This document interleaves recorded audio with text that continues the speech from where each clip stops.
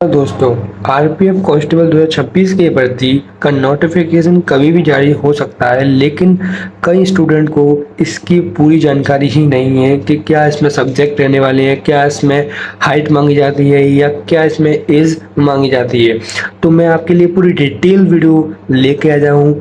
आपको इसके अलावा कोई वीडियो देखने की ज़रूरत नहीं पड़ेगी और मैं आपको ये भी बताऊंगा कि इसका नोटिफिकेशन किस डेट को आपको देखने को मिल सकता है। तो चलिए भाई, वन बाय वन हम सारी चीज़ों पे बात करने वाले हैं। तो सबसे पहले मैं अगर बात करूं RPF constable 2026 CVT exam pattern, तो दोस्तों सिंपल से आपको ये सारे सब्जेक्ट आपको पढ़ने होंगे। यानी कि जनरल अवेयरनेस की अगर मैं बात करूं, जनरल अवेयरनेस आपको पढ़ना होगा।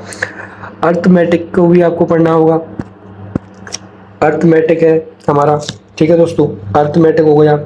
जनरल इंटेलिजेंस एंड रीजनिंग वाला पार्ट है। यानी आपको नंबर ऑफ क्वेश्चन किसमें देखने को मिल सकते हैं। देखिए, नंबर ऑफ क्वेश्चन की अगर मैं बात करूं तो इसके 50 और 35 और इसके 35 यानी कि 120 क्वेश्चन आने वाले हैं।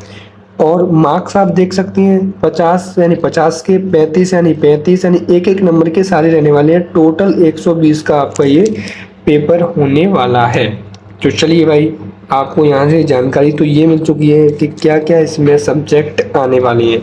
अब थोड़ा सा और हम बात कर लेते हैं कि पीईटी यानी फिजिकल क्या रहने वाला है। दोस्तों, फिजिकल में सबसे बड़ी अच्छी बात ये है कि यहाँ पर अगर हम देखें तो कांस्टेबल मेल के लिए हम बात करें 1600 मीटर की रनिंग होगी, जो कि 5 मिनट 45 सेकंड में करनी होगी।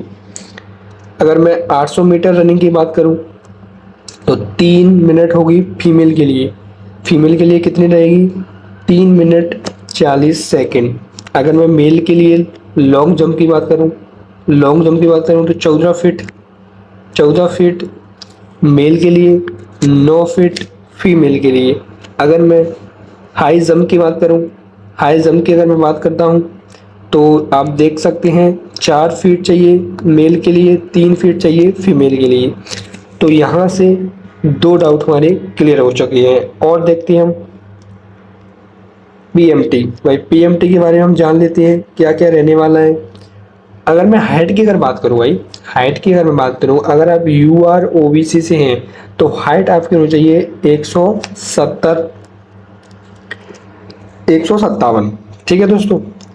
अब अगर आप SC ST से आते हैं तो 160 या 152। अब आप कहीं स्टेट में कुछ अलग भी मांगी जाती है तो आप यहाँ पर देख सकते हैं।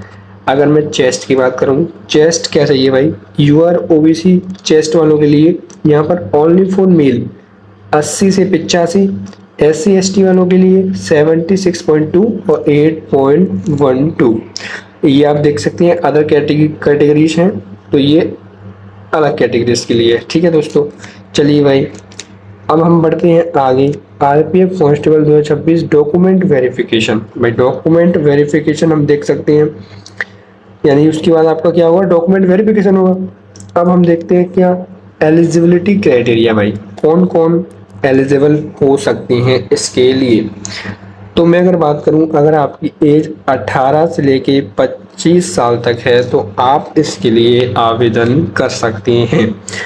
अगर इसमें एज रिलैक्सेशन की अगर बात करूं, SC ST के लिए 5 साल के लिए रहेगा, OBC के लिए 3 साल का, PWD के लिए 10 साल। चलिए भाई, यहाँ तक बहुत सारी चीज़ हमें क्लियर कर चुके हैं।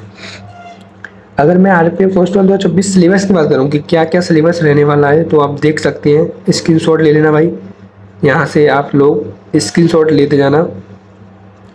मैं आपको दिखा रहा हूँ कि सब्जेक्ट क्या क्या रहने वाले हैं, तो स्क्रीनशॉट ले लेना आप। ठीक है दोस्तों।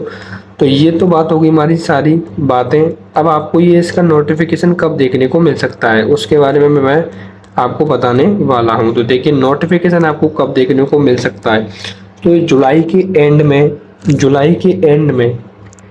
एंड ऑफ जुलाई के एंड में इसका नोटिफिकेशन जारी होगा। ठीक है दोस्तों। जुलाई के एंड में भाई कभी भी ये नोटिफिकेशन जारी हो सकता है।